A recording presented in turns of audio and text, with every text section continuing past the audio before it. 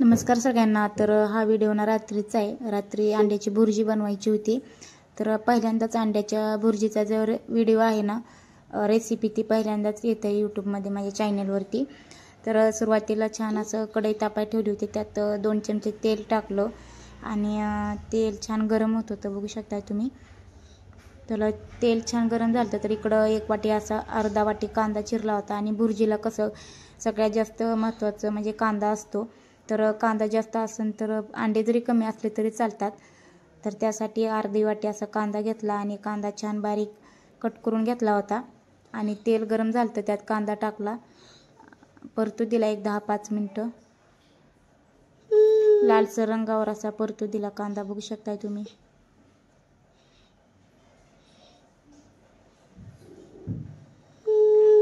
एकदम सोप्या पद्धतीने अशी भुर्जी बनवली होती मी, जास्त काय त्यात टाकलं नव्हतं।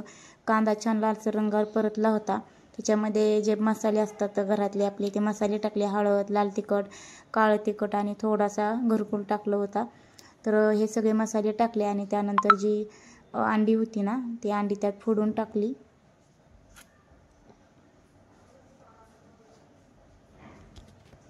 कोथिंबीर वगैरे मी काहीच टाकलं नव्हतं आणि कोथिंबीर पण माझ्याकडे सध्या नव्हती, त्यामुळं आणि पावसामुळे जास्त मी भाजीपाला पण आणत नाही, म्हणजे कसं जास्त खराब होतात ना त्यामुळं। तर कोथिंबीर नसल्यामुळं असंच अचानक अंड्याची भुर्जी करायचं प्लॅन झालता। अगोदर जर माहीत असतं तर मी तयारी केली असती, कोथिंबीर वगैरे सगळ्या गोष्टी आणल्या असत्या।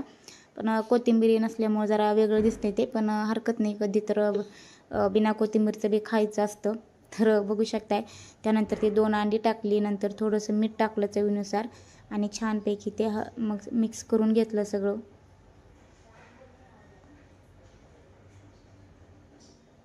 ते घट्ट होईपर्यंत अंडं जे आपण त्यात टाकलं होतं ना, ते अंडं घट्ट होईपर्यंत असं व्यवस्थित मिक्स करून घेतलं त्या मसाल्यात वगैरे।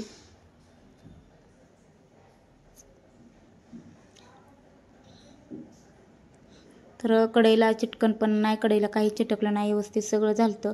आणि एकदम सोप्या पद्धतीने अशी 5 ते 10 मिनिटात होणारी अंड्याची भुर्जी मी बनवली होती। तर खायला सुद्धा छान लागली चवीला आणि भाकरी बरा, चपाती बरा ही खाऊ शकता। आणि त्यासोबत आपले जे लादी पाव असतात ना, त्या पावासोबत सुद्धा भारी लागते। तर आम्ही भाकरी बराच खाल्ली होती आणि बघू शकताय तुम्ही छान अशी अंड्याची भुर्जी तयार झाली होती।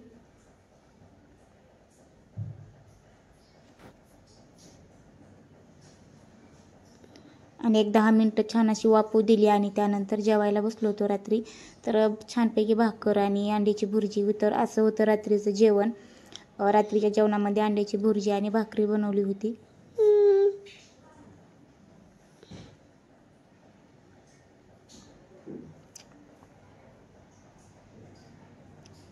आणि हा व्हिडिओ जो आहे ना, तो आता म्हणजे आज सकाळचा व्हिडिओ आहे, रविवारचा, म्हणजे आजचा व्हिडिओ आहे हा। तर आज ना बिर्याणी बनवायची होती। तर बिर्याणीमध्ये सुद्धा छान असे 2-4 मोठ्या आकाराचे कांदे घेतले होते, कांदे कापून घेतले आणि जे काही मसाल्याचं साहित्य असतं, मसाला वगैरे ते सगळं घेतलं होतं। आणि इकडं पातेलं ठेवलं होतं, माझ्याकडं असं मोठं पातेलं आहे। तर छानपैकी असं मोठं पातेलं ठेवलं आणि त्यात जो कट केलेला बारीक कांदा होता, उभा कटून घेतला होता, तो कांदा टाकला आणि लालसर रंगावर छानपैकी भाजून घेतला, तळून घेतला। बघू शकता त्याचा पूर्ण असा कलर बदलूपर्यंत कांदा 1-10 मिनिटं लागली कांदा छान भाजून घ्यायला, तळून घेण्यासाठी।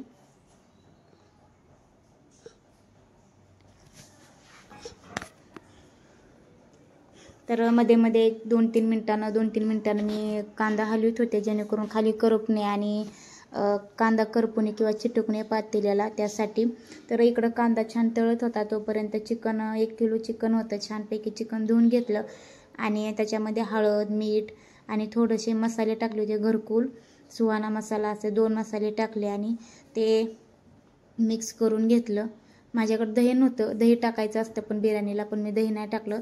म्हटलं आज बिना दह्याचीच बिर्याणी करून बघूया। आणि बाहेर पाऊस पण खूप येत होता, त्यामुळं दही आणायचं लक्षात पण नाही राहिलं। आणि मग म्हटलं एक दिवस बिना दह्याची आपण बघूया करून कशी लागते ती।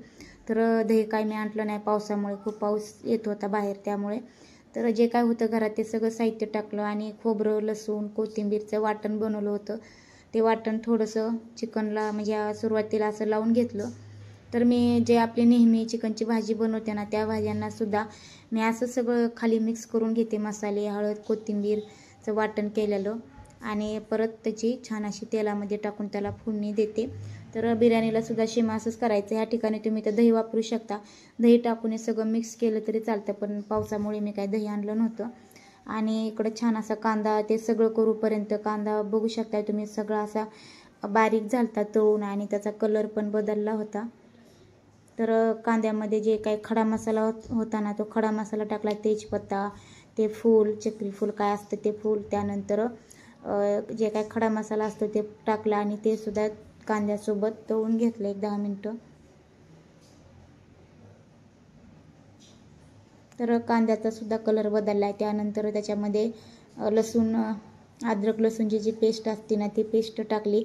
सुरुवातीला तेलात टाकायची होती, पण ते कसं खूप उडती ती पेस्ट, त्यामुळं मी नंतरच टाकत असते. किंवा चिकनला जरी आपण मग ते मॅरिनेट केलं तर त्यावेळी जरी चिकनला लावून घेतली तरी चालतं, पण मी तेलात टाकली होती कांद्यासोबत, आणि खडा मसाल्यासोबत उडत नाही त्यामुळे. तर अशा प्रकारे त्यात सुद्धा ती लसूण पेस्ट टाकली, आणि ते सुद्धा छानपैकी असं परतून घेतलं तेलात.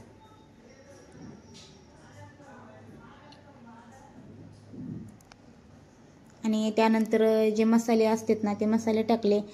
बिर्याणी मसाला, परत जे काही चिकनला आम्ही मसाले यूज करतो चिकनच्या भाजीसाठी, तेच रेग्युलर जे असतात मसाले, तेच मी बिर्याणीला सुद्धा यूज करते. फक्त बिर्याणी मसाला वापरते जास्त, आणि मसाले जे आहेत ना, तरीचा वगैरे तो कमीच टाकत असते, आणि बिर्याणी मसाला जास्त वापरते. तर जे काही मसाले होते ते मसाले त्यात टाकले. घरकुल, तरीचा तो मसाला आहे तो मसाला, आणि बिर्याणी मसाले, 3 प्रकारचे मसाले टाकले, आणि ते सुद्धा छानपैकी असं मिक्स करून घेतलं.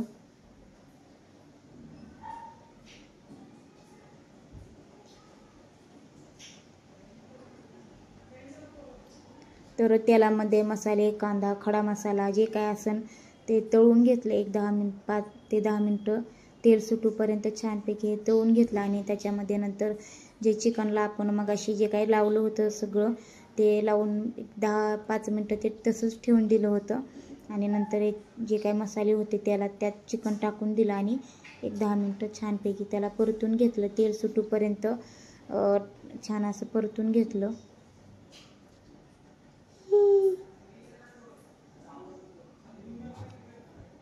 तर मसाल्याला सुद्धा कलर खूप छान आलता, आणि चिकनला सुद्धा.